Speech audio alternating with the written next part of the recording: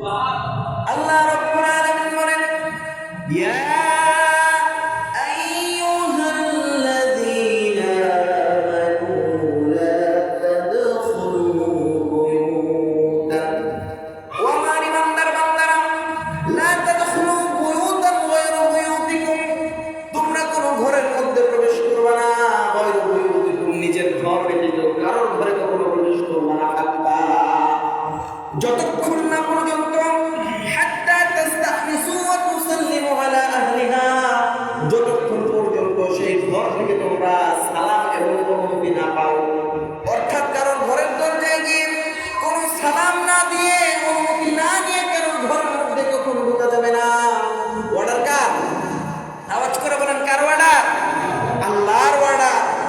যে যেই হোক না কেন, আর আমি যত বড় যেই হোক না কেন, একমাত্র নিজের ঘর, যেই ঘরে আপনি আপনার সহধর্মিণী নিয়ে শুয়ে থাকেন, একমাত্র সেই ঘর ব্যতীত কোনো ইমানদার কখনো অন্য কারোর ঘরে